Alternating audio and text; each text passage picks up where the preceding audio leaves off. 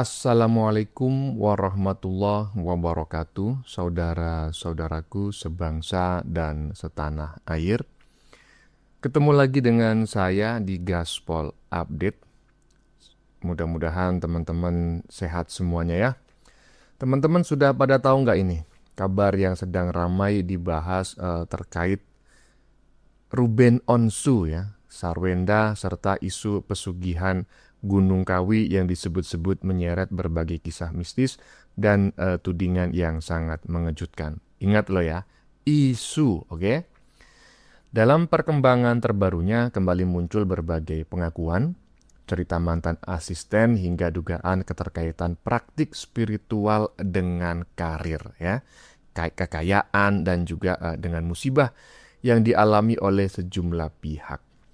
Nah, bagaimanakah videonya dan bagaimanakah respon netizen? Mari kita tonton bersama. Kemudian, mari kita komentari bersama di bagian akhir video. Ini dia.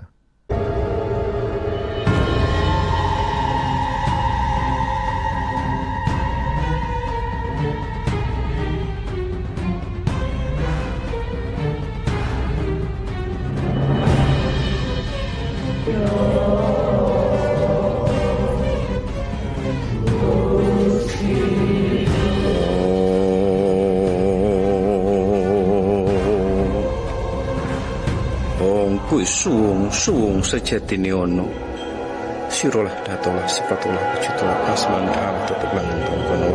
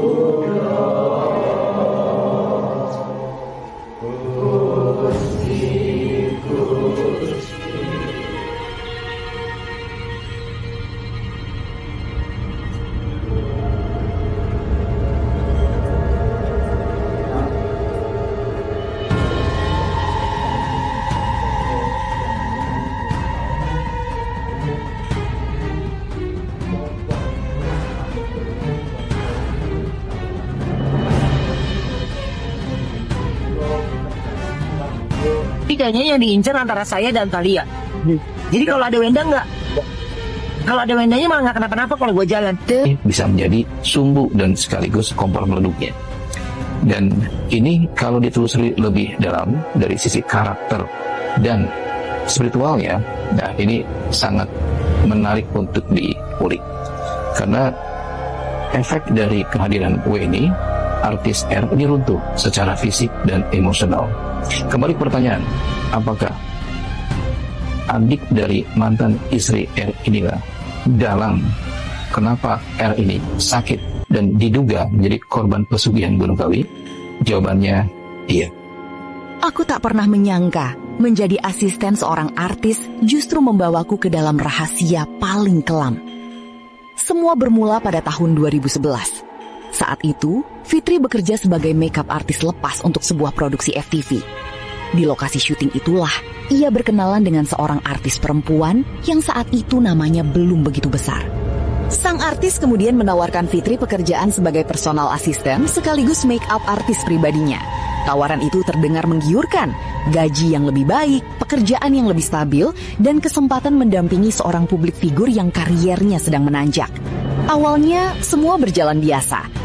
Namun, semuanya berubah ketika suatu hari sang artis mengajaknya pergi ke sebuah tempat yang selama ini hanya ia dengar dari cerita orang-orang, yaitu Gunung Kawi. Sesampainya di sana, Fitri diminta ikut masuk, tetapi hanya sampai halaman sebuah pendopo. Ia dilarang merekam apapun dan hanya boleh menunggu dari kejauhan. Dari tempat itu, ia melihat sang artis menjalani serangkaian ritual. Ada dupa yang dibakar, sesajen yang disiapkan, hingga prosesi mandi yang dipandu seorang kuncen. Yang membuat bulu kuduknya berdiri bukanlah ritual itu, melainkan benda-benda yang tersusun di atas meja sesajen. Di sana terdapat foto-foto beberapa artis terkenal. Fitri hanya mampu memendam rasa penasarannya. Ia memilih diam karena menganggap semua itu bukan urusannya. Sepulang dari Gunung Kawi, sesuatu yang aneh mulai terjadi. Karir sang artis melonjak drastis. Tawaran pekerjaan datang silih berganti dari rumah produksi besar. Jadwal syuting penuh. Namanya semakin dikenal publik. Sang artis bahkan berkata sambil tersenyum, "Lihat kan, sekarang semuanya lancar." Sejak saat itu, perjalanan ke Gunung Kawi bukan lagi sekedar sekali dua kali. Ritual tersebut menjadi rutinitas setiap bulan. Bahkan di rumahnya pun tersedia sebuah ruangan khusus yang dipenuhi aroma dupa dan sesajen. Hampir setiap hari, rumah itu diselimuti bau kemenyan. Sementara sang artis berkeliling membawa asap dupa ke setiap sudut rumah. Fitri masih berusaha berpikir positif. Namun semakin lama bekerja di sana, semakin banyak kejadian yang sulit dijelaskan dengan logika. Hubungan sang artis dengan suaminya mulai renggang dan mereka sering ribut. Bahkan beberapa hari kemudian, Fitri melihat ada foto laki-laki lain di ruangan khusus itu. Selingkuhan sang artis itu seorang pengusaha tampan. Hingga akhirnya sang artis bercerai. Dan juga satu persatu orang yang bekerja dengan sang artis mulai mengalami hal mengerikan, bahkan sampai merenggut nyawa. Sing kleru kabeh bener. Dengan cara bagaimana? Lek yang ki kabeh ki nuwun ki ya ora ngijini tapi yang ngijini. Sing ngijini kuwi sing kuwasa, ya sing ngijini ki sing kuwasa. Gusti Allah sing ngijini. Wong ki nek wong suci, wong arep golek rejeki, lek arep sugih, ya nyambut gawe, gemi titis ngati-ati iku insyaallah sugih. Lele mek trimo nenuwun ki meng nenuwun ora usaha, ruku ora golek, endi iso teko. Aku tekon, kowe nang kene iki mung ya suci. Lemu kula nuwun, agamamu apa? Saya Islam. Islam. Kuwi Islam ki neng mulutmu tok apa neng lahir batinmu? Insyaallah lahir batin. Lek neng lahir batinmu, awakmu mang ya wis ngerti. Rene iki mang wis mlemu truk. Udah. Kanggene aku kowe kuwi jek urung bersih, urung. Kurangnya di mana? Tapi hatinya aja yang kurang bersih, ku atine sing kurang bersih ku atine. Biasanya menilai hati itu hanya Allah Subhanahu wa taala. Lalu Anda siapa? Ya aku ki diarani Eyang Dewi Sekar ya aku iki. Aku ki bature. Tunggul manik karo tunggul wati. Berarti ada makhluk-makhluk sebangsa Anda. Sebenarnya gini, pesugihan itu yang benar-benar asli itu memakai tumbal nyawa manusia. Kan ada larangan-larangan yang harus dia jalanin. Harus ada kamar khusus buat dianya, buat ritualnya. Harus bersetubuh dengan jinnya. Itu kan cuma cukup orang rumah yang tahu. Dia dapat duit banyak, hitungannya tidak boleh terlalu kelihatan banget. Oke teman-teman, saya potong dulu ya videonya. Jujur saja pada bagian awal ini saya melihat banyak sekali klaim dan cerita yang cukup sensasional gitu ya. Mulai dari kisah artis yang disebut rutin menjalani ritual di Gunung Kawi sampai berbagai tudingan yang mengaitkan kesuksesan dengan praktik pesugihan. Menurut saya cerita seperti ini memang menarik sekali ya untuk didengar dan ditelisik, diperbincangkan dan diperdebatkan. Tetapi tetap perlu disikapi dengan hati-hati dan dengan kebijaksanaan yang sangat tinggi. Karena apa? Ya karena sebagian besar masih berupa pengakuan dan pengalaman pribadi ya. Yang paling menarik justru penjelasan tentang bagaimana seseorang bisa begitu tergoda mencari jalan pintas untuk meraih kekayaan dan popularitas ya dengan cara yang instan. Oke, lanjut. Itu juga ada juga pesugihan hitungannya anaknya akan menjadi ya agak kurang normal lah bilangnya, itu juga bisa.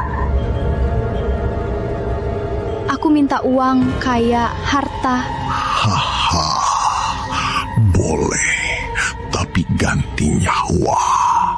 16 jiwa, itu yang pertama. Hanya nyawa? Itu tidak penting. Yang penting kaya, uang. Apapun yang aku mau, bisa aku miliki. Mana tumbalnya? Ayahmu?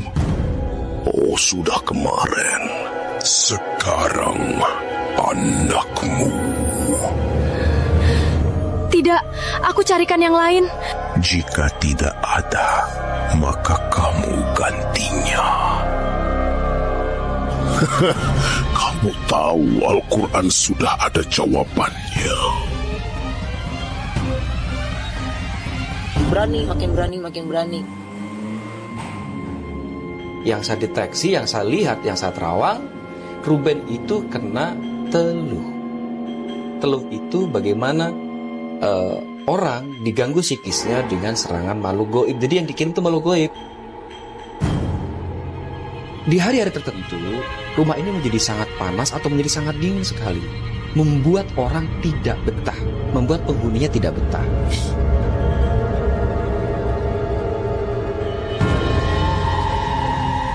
Dari segala kengerian yang tercipta, hal yang paling dicemaskan Ruben dan Sarwenda adalah keselamatan buah hati mereka, Thalia.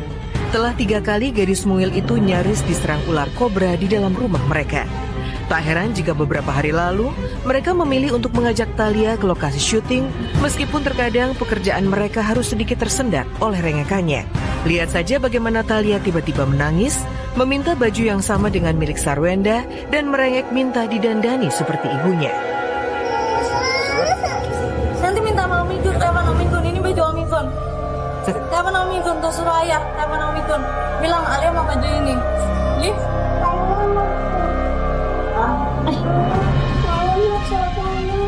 Cobain apa? Mau cat makeup Alia boleh nggak? Bayar lagi nggak? Menurut gua, kalau memang pesugihan itu betul dan bisa mendatangkan kekayaan, yang harus dilakukan sama pemerintah kita cuma satu, yaitu kejar pajaknya. Iya, pajak Gunung Kawi namanya. Iya, pajak pesugihan. PGK. Berapa itu potongannya? Nah itu coba. Itu menurut gua ya, pesugihan-pesugihan di Gunung Kawi harus dikejar, harus diawasi OJK. Jadi banyak pesugihan Gunung Kawi, gunung apa, nanti ada sudah sertifikasi OJK. Jadi orang tenang. Jadi bukan investasi. Kalau dia ngiklan di radio, pesugihan Gunung Kawi diawasi oleh OJK, Otoritas Jasa Keuangan. Dan lembaga-lembaga itu kan sebenarnya kan lembaga penjamin simpanan. Sebenarnya kan itu kan Bitcoin versi gaib, Cok. Atau kripto. Bener sih. Kalau Gunung Kawi kan dari zaman bapak kita kecil pun udah ada fenomena itu. Tapi rata-rata itu untuk kekayaan, memang jabatan, kekayaan gitu-gitu. Dan sampai sekarang percaya sama itu? Bukan percaya. Kita kulik lagi pesugihan Gunung Kawi. Katanya nih, pelaku pesugihan di sana mesti bertapat 3 hari di bawah pohon Dewan Daru. Tapi sebelum itu, mereka harus mandi suci dulu dan bikin kontrak mati sama penguasa gaib. Ngerinya, kekayaan mereka harus ditukar sama tumbal nyawa keluarga sejarah tiap tahun.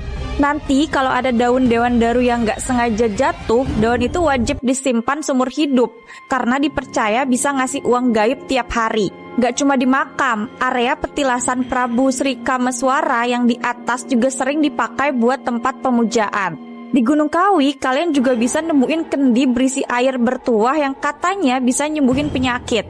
Tapi sebenarnya di luar urusan pesugihan, Gunung Kawi tuh punya kearifan lokal yang kental dan pemandangannya aslinya bagus banget buat pendaki.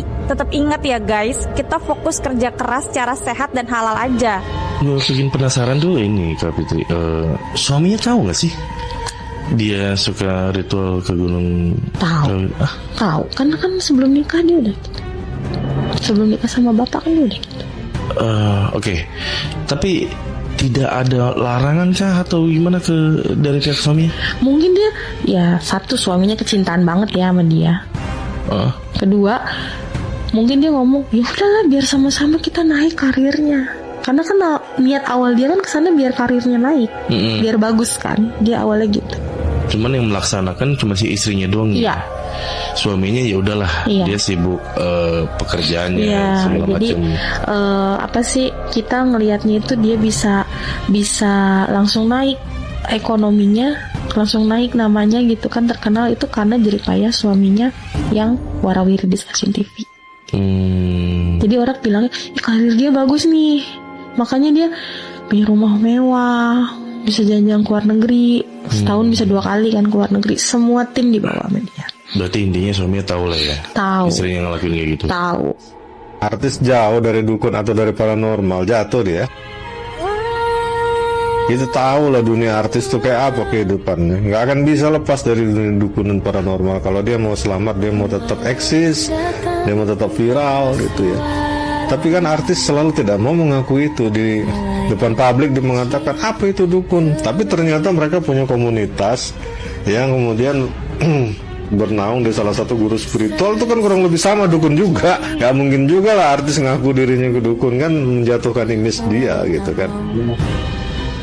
Bahwasanya memang ya sahabat-sahabat entertain, para aktor, para aktris, para artis, para seleb itu ya pasti membutuhkan semacam kayak pasokan energi lain. Biasanya artis-artis ini kan selalu ingin tampil berbeda karena dia bintang. Dia selalu ingin tampil lebih baik, tampil lebih cantik, tampil lebih ganteng, dan dipakai oleh stasiun TV ataupun produser gitu ya. Nah, disinilah dia perlu adanya suatu secara psikologinya bahwa bagaimana. Oke teman-teman, saya potong lagi videonya ya. Pada bagian ini pembahasan semakin liar karena mulai masuk ke cerita tentang tumbal ya, gangguan goib, teluh juga ya, hingga berbagai pengalaman mistis yang dikaitkan dengan kehidupan para artis. Secara pribadi saya lebih melihat bahwa ketakutan manusia itu memang seringkali membuat cerita-cerita seperti ini ya, itu cepat dipercaya dan menyebar luas. Saya juga cukup setuju sebetulnya dengan pesan bahwa rezeki itu ya seharusnya dicari melalui kerja keras ya, ikhtiar ya, yang tidak kenal lelah. Bukan malah berharap mendapatkan rezeki yang sangat banyak dengan jalan instan ya, yang belum tentu benar. Dan terlepas dari benar atau tidaknya cerita tersebut ya, pembahasannya memang berhasil membuat banyak orang penasaran. Lanjut. Agar tetap berjalan itu, baik syutingnya maupun berhubungan dengan dalam kegiatan produksi. Ya. Dia di ujung goa pun, di dalam goa pun yang namanya iblis bakalan bisa tembus. Di luar kota saat di hotel ternyata anaknya itu lagi renang, Mang. Lagi renang sore, lagi renang. Itu kejadiannya jam-jam 5, kata dia sih mau maghrib, memang kata suaminya itu mau maghrib. Anaknya lagi renang, anaknya usianya ya kelas 1-2 SMP, berapa tuh, sekitar 14-15 tahun. Itu katanya ada yang nyeret, Mang. Ada yang nyeret ke dalam sampai kayak orang kelelep minta tolong, nggak ada yang dengar, sampai akhirnya orang di atas, jadi di atasnya itu ada kayak bar shop gitu, ada coffee shop gitu, ngelihat itu kelelep, akhirnya ditolong. Pas malam itu kayak orang kesurupan terus, Mang, di hotel itu teriak-teriak itu, matanya dia sampai hitam. Akhirnya pas besok mau dibawa ke rumah sakit, di dalam ambulan itu dia ngamuk, kan diikat, berontak terus, ngamuk berontak, sampai akhirnya dia mangap, nggak tahu itu dia si bapaknya, si suaminya Wulan bilang, saya nggak tahu itu saat dimakan atau gimana sama iblis itu, tiba-tiba dia mangap teriak tapi kayak nahan sakit gitu udah. Nah pas nyampe rumah sakit diperiksa sama dokter, balik lagi, Mang, di sini ada cakaran 3 sama, semuanya memang sama. Si Wulan pun mengakui memang semua ada tanda di leher ini kayak 3 cakaran gitu. Nah saat di situ dia histeris, dia nangis, dia ngamuk, dia pulang habis yang ngurusin semua mayit, dia pulang ke rumah kan, dibawa mayit anaknya ke rumah mau penguburan, dia masuk ke tempatnya dia buat sakral lah, tempat dia kamar khusus itu si iblis. Dia masuk, dia ngamuk-ngamuk di situ. Dasar iblis biadab, iblis kurang ajar, anak gue lu ambil. Wah dia ngamuk, semuanya dibantingin, dipecahin, sampai akhirnya dia teriak. Mungkin disitulah fase dia gila. Abis dia teriak dari di situ, soalnya suaminya denger kayak ada bantingan kenceng banget, Mang. Wah kenceng banget, dentuman kenceng banget. Dan disitu langsung istrinya teriak sekenceng-kencengnya. Suaminya masuk ke dalam kamar, ternyata istrinya lagi nggak teriak tapi lagi gini, nganuin rambut. Aku suka sama kamu, ngomong sendiri. Dan disitulah suaminya besoknya langsung datang ke rumah saya. Tapi itu nggak bisa diselamatin lagi, Mang. Itu akan terus, bahkan karena ini sudah tumbal yang terakhir, bisa jadi nanti Ulan sama suaminya yang mati.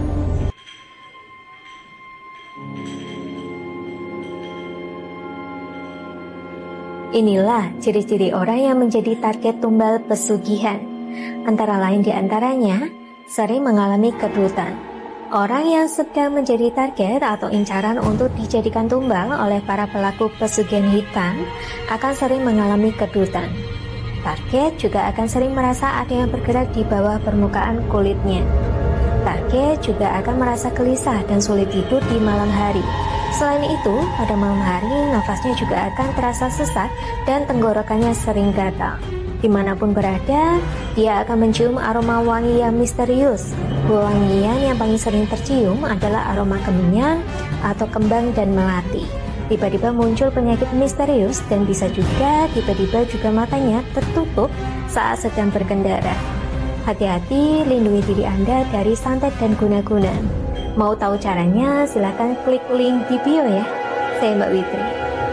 Banyak banget yang DM gue, Sarkawi po awal. Bahas dong Sarkawi no. Pesugihan yang lagi trending topik no. Gimana? Gue sebenarnya dari kemarin gatel banget pengen gue bahas. Cuman gimana? Gue takut jadi tumbal. Oh, ngomong-ngomong, itu si Manda gimana kabarnya? Masih hidup apa dia? Apa kena asam lambung ya? Mendingan gak resign tuh orang tuh. Resign aja tuh orang. Ini pada kena next tumbalnya Sarkawi. Ngomong-ngomong lucu kali ya. Gue tuh suka ngebayangin ex mantan bininya Pak Haji ngopi bareng gitu sama Sarkawi. Habis ngopi bareng dijadiin tumbal. Ya Allah. Sarkawi 2026 udah kaya apa sih? Aja pesugihan. Belum puas hidup lu. Deketin sama Tuhan. Kutukan Gunung Kawi. Gunung Kawi di Jawa Timur bukan hanya dikenal karena keindahan alamnya, tetapi juga aura mistis yang menyelimutinya. Tempat ini sering dikaitkan dengan ritual pesugihan, di mana orang-orang datang untuk mencari kekayaan dengan cara yang tidak biasa. Namun, di balik itu semua, ada cerita tentang kutukan Gunung Kawi yang menjadi momok bagi mereka yang melanggar aturan tak tertulis di tempat ini. Cerita bermula dari seorang pria bernama Sudirman, seorang pedagang kecil yang merasa terjebak dalam kemiskinan. Ia mendengar bahwa di Gunung Kawi ada ritual yang bisa memberinya kekayaan. Dengan tekad bulat, ia memutuskan untuk mencobanya meski banyak yang memperingatkannya tentang risiko besar yang harus ditanggung. Sudirman menjalankan ritual sesuai arahan juru kunci. Ia harus membawa sesajen, memberikan persembahan, dan mengucapkan janji kepada penghuni gaib di sana. Ia memohon kekayaan tanpa batas. Tak lama setelah itu, hidupnya berubah drastis.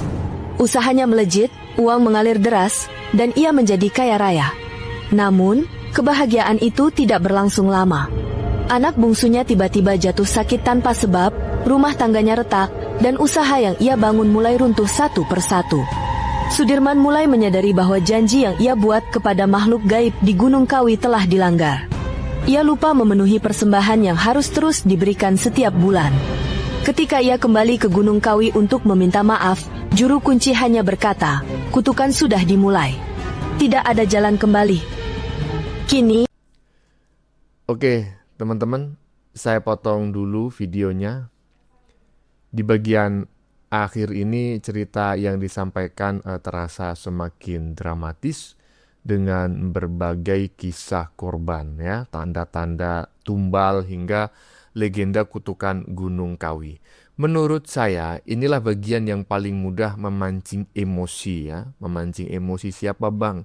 Ya tentu sajalah memancing emosi penonton, ya, karena menyentuh rasa takut dan juga rasa penasaran dalam sekali waktu, ya, atau sekaligus begitu. Namun saya pribadi tetap beranggapan teman-teman, ya, bahwa setiap cerita seperti ini perlu disaring, ya, dengan sangat selektif, ya, dengan akal yang sehat dan tidak langsung percaya begitu saja, ya. Yang bisa diambil sebagai pelajaran sebetulnya adalah pentingnya bagi kita semua mendekatkan diri kepada Tuhan ya, memperbanyak ibadah ya sesuai keyakinan kita masing-masing. Kemudian kita harus ikhtiar dengan cara bekerja keras dengan cara yang sangat baik ya, serta tidak mudah tergoda untuk mencari kekayaan melalui jalan yang menurut saya, ya bukan menurut saya saja, menurut kita semua itu sangat meragukan. Oke teman-teman, begitu dulu komentar dari saya ya. Sebelumnya saya memohon maaf jika dalam penyajian konten ini ada kata-kata yang menyinggung, kurang tepat penggunaannya, atau ada data yang dianggap keliru atau salah. Saya memohon maaf yang sebesar-besarnya. Kita jumpa lagi di lain video. Salam NKRI.